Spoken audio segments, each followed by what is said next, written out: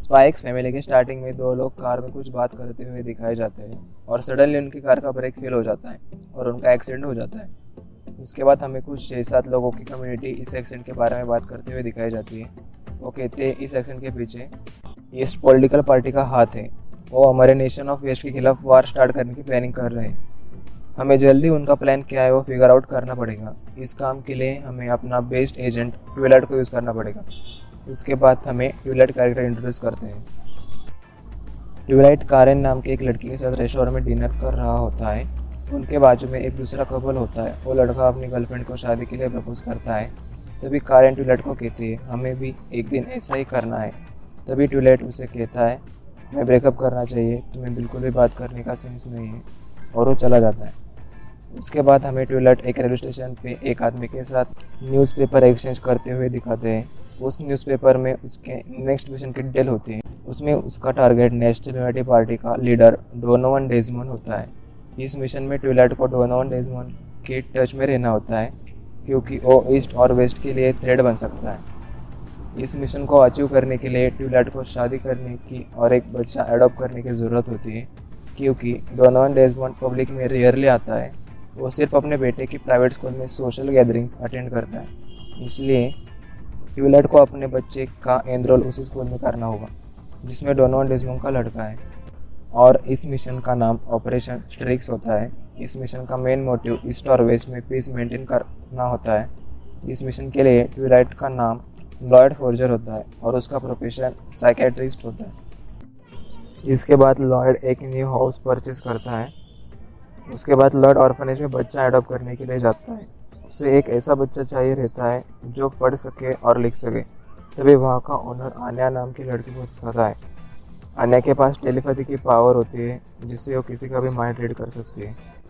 Anya newspaper में जो crossword puzzle आते हैं वो लॉयड को सॉल्व करके दिखाती है। लॉयड शॉक हो जाता है। वो सोचता है इसे स्कूल की एंट्रेंस एग्ज़ाम पास करने में कोई परेशानी नहीं आएगी और वो उसे एडॉप्ट कर लेता है। लॉयड आन्या को अपने घर लेके जाता है। घर आते ही आन्या टीवी ऑन करके उसका favourite show spy wars and adventure देखने लगती है। लॉयड और आन्या दोनों को शॉपिंग करने के लिए बाहर जाते हैं। तभी लॉयड सोचने लगता है मुझे आन्या को जल्द ही समझना पड़ेगा, तभी वर्ल्ड पीस मेंटेन रहेगा। ये सब आन्या को उसकी टेलीपैथी की वजह से पता चलता है और वो लॉयड को बताने लगती है उसको क्या पसंद है और क्या नहीं। तभी लॉयड आन्या को पीनट्स खरीद के देता है और वो वापस घर आ जाते हैं। घर आने के बाद लॉयड कुछ बुक्स रीड करने लगता है इससे उसे पता चले कि अपने डॉटर के साथ अपना ट्रस्ट कैसे बढ़ाए। फिर वो बोलता है ये मिशन कंप्लीट होने के बाद आन्या को फिर से ऑर्फनेज में भेज दूंगा। उसके बाद लॉयड आन्या को पढ़ने के लिए बोलता है तो आन्या बोलती है मुझे नहीं पढ़ना। लॉयड बोलता है मुझे देखना है कि तुम कितनी स्मार्ट हो इस एंट्रेंस एग्ज़ाम के लिए। तभी आन्या बोलती है मुझे टेस्ट देने के लिए पढ़ने की ज़रूरत नहीं है। फिर लॉयड बाहर जाने लगता है तभी आन्या उसके पीछे जाने लगती है। लॉयड आन्या को गुस्से में बोलता है तुम्हें घर में ही रहना है कुछ भी हो। उसके बाद लॉयड फ्रैंकी नाम के दोस्त के पास जाता है। उसके पास से एप्लीकेशन टिकट लेता है एग्ज़ाम के लिए और आन्या के कुछ पास रिकॉर्ड्स लेता है। उसे पता चलता है वो इससे पहले 4 बार एडॉप्ट हो चुकी है और हर टाइम ऑर्फनेज में वापस आई है। फिर वो वहाँ से चला जाता है। उसके बाद हमें आन्या को दिखाते हैं। आन्या लॉयड के सीक्रेट रूम में जाती है और वो उसके इक्विपमेंट के साथ छेड़छाड़ करने लगती है।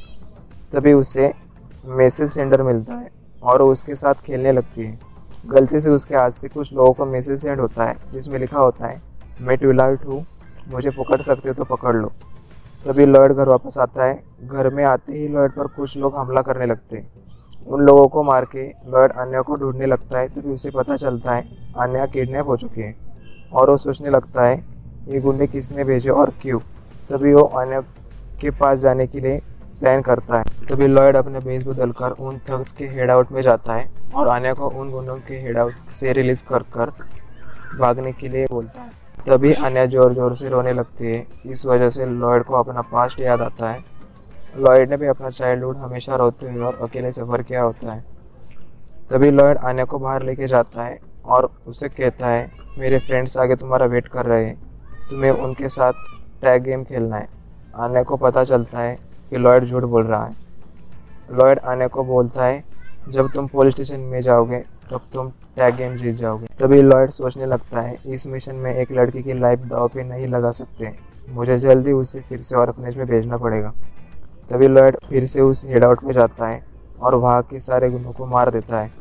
लास्ट में उनके बॉस एडगर के ऊपर गन एम करता है और बोलता है, कारेन कैसी है?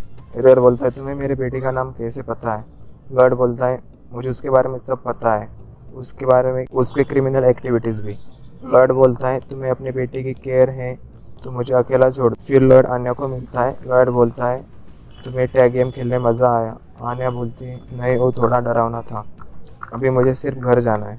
आन्या कहती है, तुमने मुझे अकेला छोड़ दिया तो मैं रोने लगूंगी। फिर लॉयड उसे वापस घर लेके जाता है। उसके बाद हमें आन्या अपनी एंट्रेंस एग्ज़ाम देते हुए दिखाते हैं और फिर उस एंट्रेंस एग्ज़ाम का रिजल्ट दिखाते हैं। आन्या उस एंट्रेंस एग्ज़ाम में पास हो जाती है और एपिसोड 1 यहाँ पे कंप्लीट हो जाता है।